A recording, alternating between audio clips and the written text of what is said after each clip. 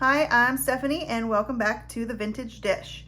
Today I have something fun for you guys. I was out running errands and found a random garage sale and decided to stop, and I'm glad I did because I found this bag full of mystery cookbooklets for $1. So I thought it might be fun to open this on camera with all of you. So stick around and find out what I get.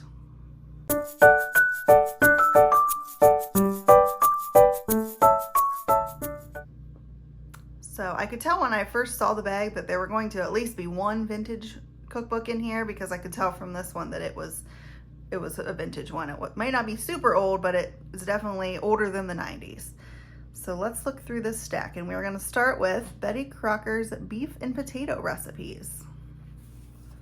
So this one does look interesting. Oh, and it is vintage. It's 1971.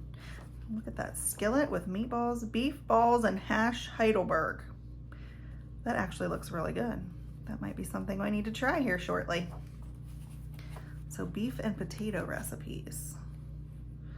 Easy for every day.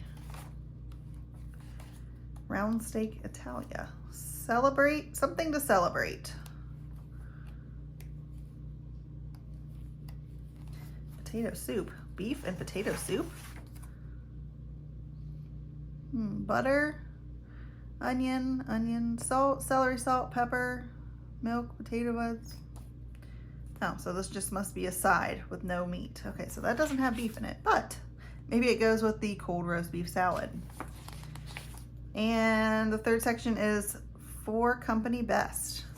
Oh, it looks like here they're doing a fondue, which I have never tried, and I have a vintage fondue pot. Maybe I need to get that out and try that. It looks like they're making potato puffs in that one and beef in that one. So this one will be fun to look through. Betty Crocker's beef and potato recipes.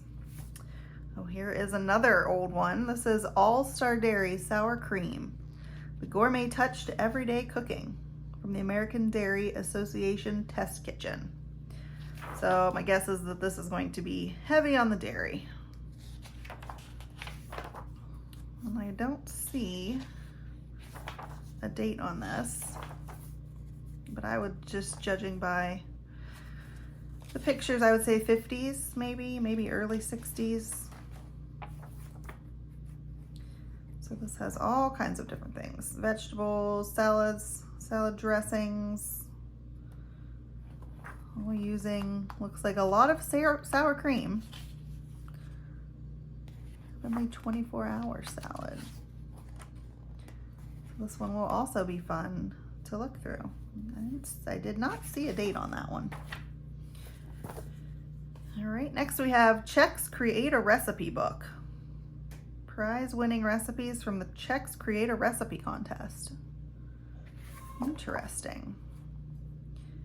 I'm not seeing a date on this one either, but judging by her outfit, I would say mid to late 70s to early 80s, maybe. Snacks. Oh, look at those boots. I kind of like that outfit, actually. So cookies using Chex. Appetizers using Chex. Gazpacho. Wine and cheese cocktail balls. So this is just basically ground beef. Corn Chex, so you're using corn Chex as the binder instead of oats or breadcrumbs.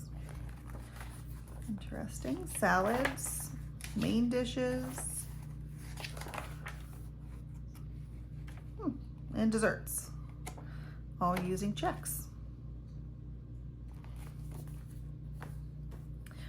Ooh, next we have, this is another old one, the Metropolitan Cookbook. And I do have a couple of these, I believe, but I don't think I have this one. This one is so fun. The illustration is so fun on the cover. This is the 1957 edition.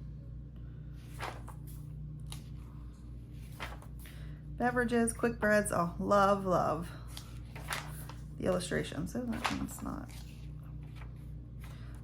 Soups, fish, so fun. I believe the Metropolitan cookbooks originated from a Canadian insurance company, the Metropolitan Insurance Company. And they publish cookbooks to be a part of every family's home. So these do date back to I don't know if it's the 20s, but I think I do have one from the 30s. So the Metropolitan Cookbook. Now we have the Pillsbury Busy Lady Bake Off recipes from the 17th annual Bake Off. So I'm sure if you're watching this, you are well aware of the Pillsbury Bake Off. This one is 1966. The grand prize winner was the Golden Gate snack bread.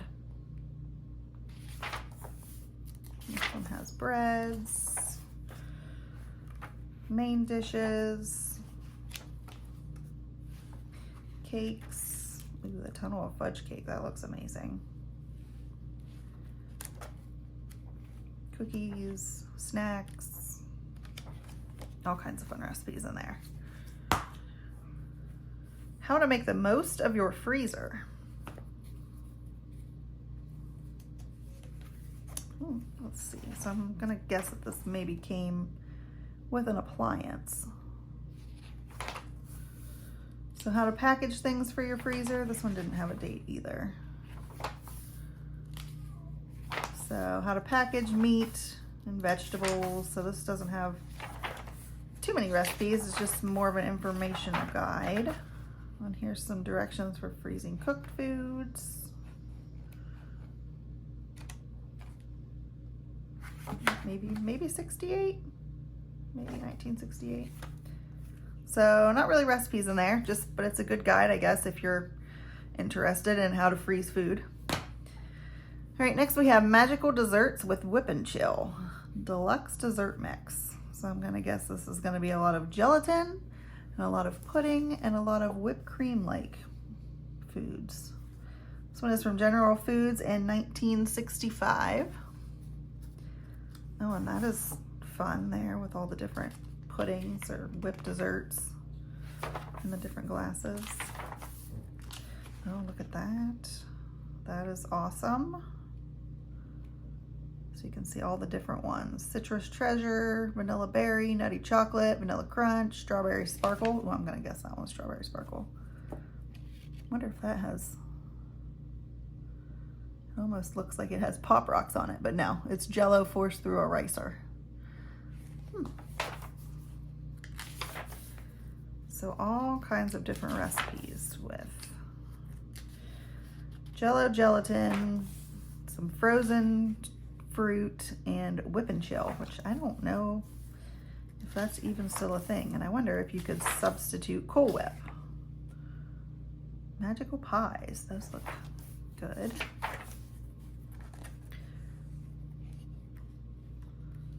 Frozen Magic.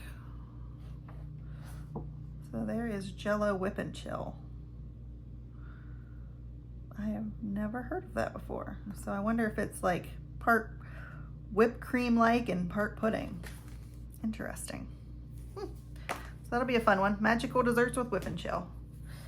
All right, now we have Let's Cook Italian with Hunt's tomato paste.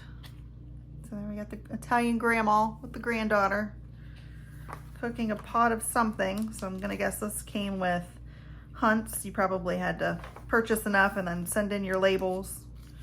You could get something, this cookbook. Old Country Spaghetti and Pot Roast. Sunday dinner, Italian style. Italian meatballs. Veal scallopini. So this is a lot of really good old world recipes, Italian recipes. Lasagna, Italian pizza. Family dinner party. Look at the blue, the tile back there. All right. Next we have Sweet Moment Desserts. This is one I actually already have. I don't know that I've ever made anything out of it. This is another General Foods, 1963. So this is using Jell-O pudding and pie filling, Jell-O tapioca pudding, Dream Whip topping mix. So we're gonna have a lot of the same things with the Whip and Chill probably. This one is a little bit older. So we got pies, puddings, and all different size and shape glasses. Some molds, pecan patties, Napoleons, those look good. So just more desserts using Jell-O, pudding and pie filling, and Dream Whip. I think you can still buy Dream Whip, although I've never tried it. So sweet moment desserts. Next, savor the seasons with beef. That looks like deli roast beef rolled up with an onion ring and a olive or radish, maybe? All right, so this one does not have a date. So there's spring, summer patio party with some steaks. Ooh, a luau with beef kebabs, Waikiki. Autumn harvest round steak, that sounds good. Dressing up your beef burgers with some different toppings. And winter with the standing rib roast. And another pot roast. Yep, this one does not have a date, but it's from the Beef Industry Council. Oh, we got another Hunt's. Easy one dish meals with Hunt's tomato sauce. So this is like the last one using Hunt's products. Skillet Spanish rice, that looks good. Steak and potato supper. Sauce pot meatballs, lima bake. Pork chops and rice. Minute steak stew. Burger pizza. Oh, that's interesting. Biscuit mix, ground chuck. So you use biscuit mix to make a crust and a pie plate. Country chicken casserole, some barbecue, easy spaghetti bake. Oh, look, there's the other two. Well, there's the other one that I had. No. I think, yes. Let's cook Italian, yes. Oh, all right, so we got 2 out of the 3 of those then. That's pretty cool. All right, Better Homes and Gardens, 50 all-time great hamburger recipes. This looks like it may have come out of a newspaper or a magazine. Not seeing any date on this one either. This is just some hamburger recipes. Next we have crepes and things recipes. So from Nordic Ware, so my guess is someone bought a crepe maker. And this is the instruction book and some recipes to make crepes. Okay. Oh, it's the other one. It's the 3rd one. So someone must have used a lot of Hunt's to be able to get all 3 of these. Look at that. Hamburger. What is hamburger? Surprise burgers. Hunt burgers. Oh, that's the picture on the front cover. Meatloaf, barbecue style. Oh, the porcupines. That recipe has been in many, many cookbooks. Rice and beef porcupines. 7-layer casserole, spaghetti and meatballs, all at once spaghetti. Hamburger rice pie. And Hunt's Tomato Rama. These don't have a date on them. I wish I knew how old they were. But fun that we have all 3. That's awesome. All right, next, Pizza Pizzazz. This one does not look very old. From Basic to Gourmet. Volume 12. American Cooking Guild, 1985. So how to make the pizza dough, and then just different sauces and different kinds of pizzas. Here is a Better Homes and Gardens Best Walk Recipes, Compliments of West Bend. So my guess would be that someone purchased a walk, an electric walk, and this came with it. 1983. So probably a lot of stir fry recipes and things like that. Chicken. Appetizers and a wok. Oh, toasted snack mix. Next, man-pleasing recipes. Interesting, man-pleasing recipes. 1971, this is Rice Council for Market Development. So my guess is obviously that everything is going to be made with rice. So different side dishes, main dishes, all made with rice. Rice au gratin. Rice jardine. So rice with vegetables, actually that looks really good. Beef burgundy stew with rice. Verde. Bacon chive rice. Rice Council America. And the last one, well, this one is definitely not old. Celebrate the Season, a holiday cookbook for Market Day. Market Day. I think Market Day was one of those companies that, I don't know if they sold door to door or if they would come in to the school for like teachers, and or maybe even we had Market Day for students for fundraising. I can't remember, but it sounds familiar. Sounds familiar. If any of you know what that is, let me know. So this is just recipes using loaves of Market Day sourdough bread. So using the Market Day products.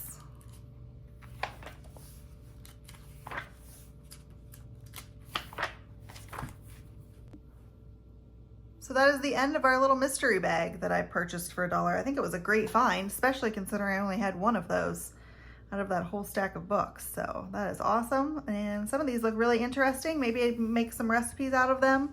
If there's any of them you would like me to look at further and maybe make a recipe from, just let me know. And I hope you enjoyed this video. And if you enjoy videos about vintage recipes and vintage cookbooks, and just vintage in general, because I also like to use a lot of vintage cookware, bakeware, bowls and things like that. So if you enjoy things like that, please consider subscribing and liking this video, and I will see you next time.